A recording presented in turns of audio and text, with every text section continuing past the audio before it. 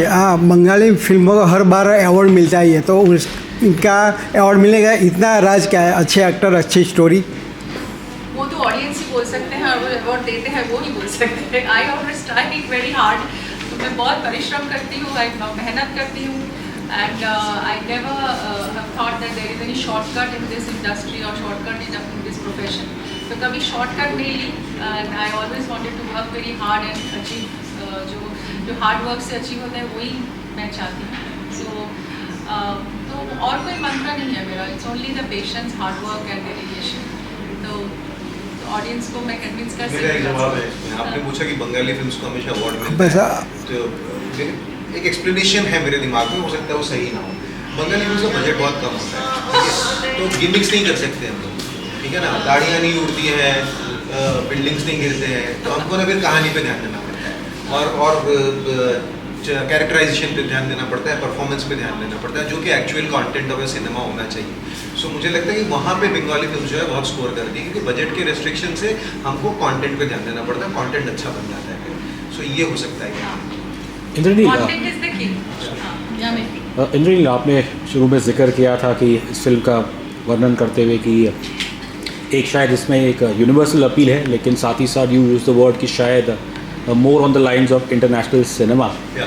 Obviously Bengal it has its own culture, history, its own sensibility. उसे एक intellectual state माना जाता है, लेकिन obviously जो ground reality जो मेरे ख्याल से पैन इंडिया ऑडियंस खासकर हिंदी सिनेमा की वही रही है। अभी भी आपने वही कहा, गाड़ियाँ, उड़ती हुई गाड़ी, larger than life cinema.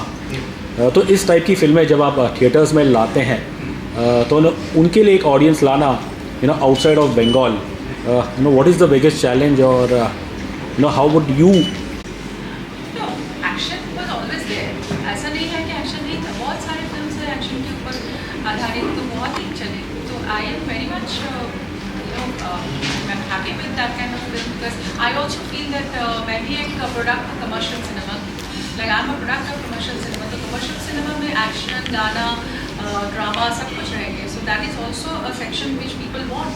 So उसमें मैं बहुत हैप्पी हूँ, and I am very proud that they have done this kind of action drama with Khakee, and it's international, I mean it's a national production, और it is on the OTT, तो सब लोग देख सकते हैं। तो I am very happy with and also what Indranil said is also very right, that the other kind of space which we are looking for, or what we are doing with Puratam, we also try to evoke that sensibility of people, that this kind of cinema also exists, and this kind of cinema should also be seen with lot of more insightful audience, जो कि जिसकी audience है। अभी कैलकाटा में जब लोग आ रहे हैं ना हॉल थिएटर्स में, दे आर सेइंग कि we are grateful to you that you have presented this kind of film.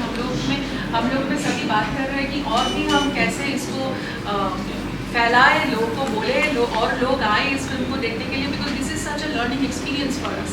तो वो जो लर्निंग एक्सपीरियंस जो होते हैं ना, वो भी कुछ फिल्मों से लर्निंग एक्सपीरियंस भी मिलते हैं, जैसे he said the 12th grade, it's such a learning experience for us also as an audience to see this kind of film, because हमारी जो जो फंडामेंटल रूट्स है, जो फंडामेंटल वैल्यूज़ है, कुछ फिल्मों में वो भी तो दिखाना चाहिए। तो दो ज़्यादा एक और बात, सॉरी, एक और बात ये है कि जैसे कि अभी Indian films like girls will be girls और all we imagine is fine, I am saying the name right? So ये इंटरनेशनल एक्लेम मिल रहा है, ठीक है, they are very rooted Indian films, they are rooted in Indian culture, but उसको international acclaim मिल रहा है, although the international culture doesn't match with our Indian culture, but because the story, the germ of the story is so true, so powerful that they're liking it. So Girls Will Be Girls can be an universal content, right? Because though it has started from India, with all these girls' schools and all that, but it was an वही मेरा बात है, that this film is also an international content. At least national तो है ही, international because this speaks about universal emotions. It's about the eternal emotions about mother and daughter, husband and wife crisis, son-in-law and mother-in-law conflict, or love, affection, बहुत कुछ, and very today's, it's very present. मेरे काफ़ी सवाल है। सबसे पहले तो आप दोनों को happy Bengali new year.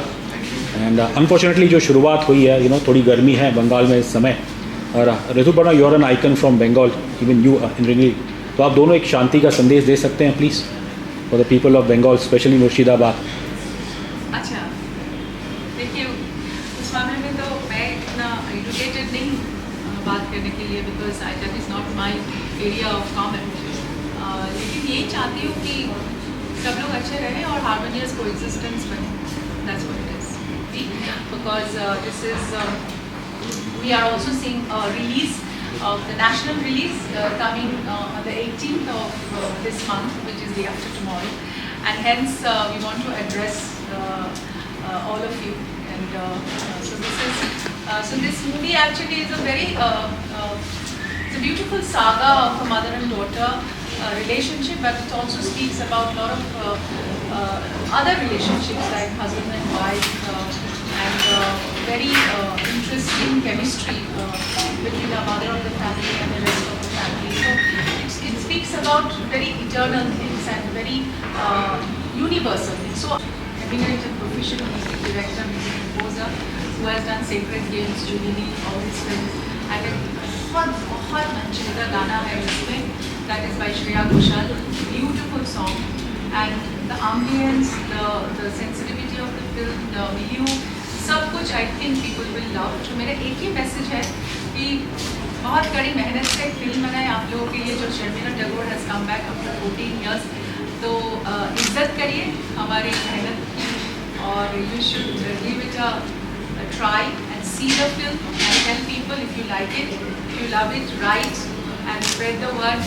So हमको बहुत खुशी है। Thank you. One second. मैं ऋतु ने सब कुछ बोल दिया, मैं सिर्फ एक ही चीज़ बोलना चाहूँगा इस बारे में कि बच्चन साहब बोलते हैं एक टूरिज्म का जो एक ऐड किया है उन्होंने, उसको बोलते हैं एक बार आइए तो सही। मैं मुझे लगता है कि हमारे फिल्म के लिए वो इम्पोर्टेंट, एक बार आइए तो सही, एक बार देखिए तो सही, अच्छा लगेगा आप सबको। और I vouch for it that it is an international production, it is an international film, because language is no bar. आज की लैंग्वेज में कोई फ़र्क नहीं है, इमोशन सब जगह एक है। हमारी ह्यूमन इमोशंस को अगर हम अहमियत देते हैं तो दैट इज़ इम्पॉर्टेंट, लैंग्वेज को नहीं। एज ही सबटाइटल है, आप लोगों को सबको समझ में आ जाएंगे, लेकिन मुझे ये बात बोलने की बहुत आवश्यकता है कि language is no bar, the emotion is what we want to see. Rituparna ji, ये मूवी की ज़्यादातर शूटिंग कहाँ पे हुई है? ज़्यादातर शूटिंग एक कैलकाटा में हुई थी, एक बहुत इंटरेस्टिंग लोकेशन में, जहाँ पे एक बहुत ओल्ड किस्म की एक हाउस है, एक mention kind of house which is old, dilapidated, and we needed that old kind of a house by the Ganges, and that's one part of the shooting location, and the other part we shot in Meghalaya, जहाँ पे it's a very virgin location, कभी shooting नहीं हुई उधर।